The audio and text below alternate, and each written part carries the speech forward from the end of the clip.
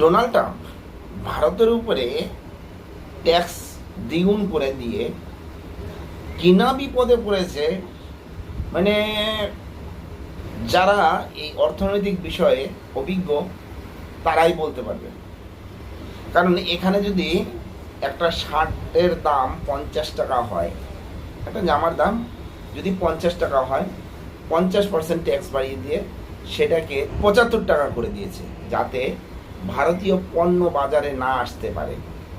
Tax দ্বিগুণ মানে 50% বাড়িয়ে দিয়ে নিজের পায়ে নিজে কুড়াল মেরে দিয়েছে।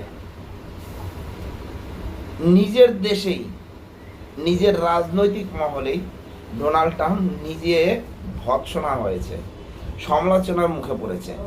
কারণ বিশ্বের সবথেকে বেশি জনপ্রিয় নেতা হয়েছেন আমাদের দেশের গর্ব নরেন্দ্র দামোদর দাস মোদী।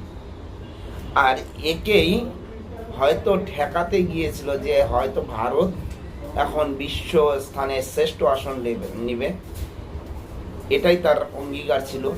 এটা করতে গিয়েছিল দেখে হয়তো ট্রাম্প মনে করেছিল যে এই ট্যারিফ যে লাগাবে, ভারতের উপরে যদি ট্যারিফ লাগিয়ে দিই আমি ইচ্ছাকৃতভাবে, হয়তো ভারত কিছুটা দমে যাবে। কিন্তু ভারত যে নিচু হবার পাত্র নয়, সেটা কিন্তু এস জয়শঙ্কর বুঝিয়ে দিয়েছে। এস জয়শঙ্কর ট্রাম্পের কোনো কথাকেই সায় দেয়নি।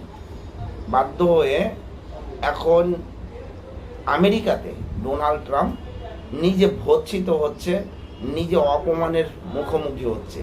যে নাকি এই সারা বিশ্বটাকে চালায়, সে নিজের রাজনৈতিক দল এবং আমেরিকাতে নিজের স্থানেই গালাগালি খাচ্ছে বা ভৎসনা হচ্ছে, তাকে নিয়ে সমালোচনা হচ্ছে।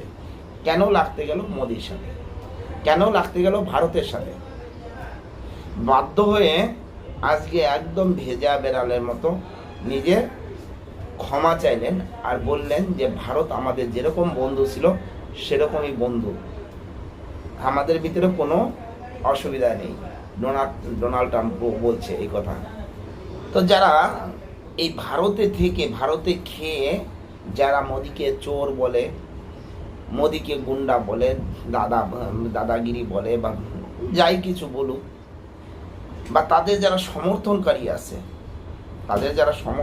আছে তারা পর্যন্ত এই ভারতের প্রধানমন্ত্রীকে, যে বিশ্বের সবথেকে বড় জনপ্রিয় নেতা, তাকে ভৎসনা করছে বা গালাগালি দিচ্ছে, তারা একটিবার চোখ খুলে একটু বাইরের দিকে তাকিয়ে দেখলেই হয় যে আমাদের দেশের প্রধানমন্ত্রী সত্যিকারের চোর নাকি কোনো ভালো ব্যক্তি বা দেশের সবথেকে উৎকৃষ্ট মানের একজন প্রধানমন্ত্রী।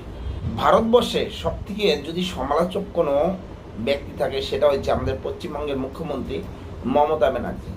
এই মমতা ব্যানার্জি হয়তো রাজনৈতিক ক্ষেত্রে একজন নেতা আর একজন নেতাকে যা কিছু তাই বলতেই পারে, বিরোধী যেহেতু বলতেই পারে, কিন্তু তাকে অসম্মান করাটা, যেহেতু সে দেশের একজন সর্বোচ্চ মাথা, তাকে অপমান করাটা তার মোটেও কাম্য নয়। আর তার সাথে লেগে পড়ে রয়েছে তার অনুগামীরা, যারা হয়তো কুয়োর ব্যাঙের মতো, যে তারা কুয়োর পরিধিটাই জানে, যে কুয়োর ভিতরে পড়ে থাকা একটা ব্যাঙ, সে কুয়োর পরিধিটাই জানে, বাইরের কোনো কিছু জানে না। বাইরের যারা থাকে তারা বাইরের সম্পর্কে সব কিছু জানে। তো এই বর্তমানে মুখ্যমন্ত্রী মমতা ব্যানার্জি এবং তার অনুগামীরা এই কুয়োর ভিতরেই আটকে রয়েছে। এরা পশ্চিমবঙ্গের বাইরে যায়নি, তাই তারা জানতেও পারে না। কারণ অনেকে বলছে বাংলা ভাষাভাষীদের উপরে অত্যাচার হচ্ছে বা বাংলা ভাষাভাষীদের বের করে দেওয়া হচ্ছে, পরিযায়ী শ্রমিকদের, কিন্তু এখনো প্রচুর পরিমাণে বাংলা ভাষাভাষী তারা বাইরে কাজ করছে। তাদের কোনো অসুবিধা হয় না, তাদের কোনো অসুবিধা হয় না, কারণ তারা রোহিঙ্গা বা অনুপ্রবেশকারী নয়। এখানকার যারা স্থানীয়, তারা দিব্যি বাইরে খেয়ে দিয়ে পড়ে দিব্যি কাজ করে ঘুরে বেড়াচ্ছে, এবং পশ্চিমবাংলা আর অন্য অন্য রাজ্যের কি পরিস্থিতি আছে সেটাও তারা বুঝিয়ে দিচ্ছে। তবে এটুকু কথা বলবো, যারা অনুগামীরা আছে তারা একটু রাজনৈতিক ক্ষেত্র থেকে বেরিয়ে একটু দেশের দিকটার দিকে তাকিয়ে দেখেন যে ভারত এখন কোন স্থানে আছে, বা আমাদের ভারতবর্ষের প্রধানমন্ত্রী দেশটাকে কোন জায়গায় নিয়ে গেছে। কি বলেন আপনারা? এ বিষয়ে যদি কিছু বলার থেকে অবশ্যই জানাবেন।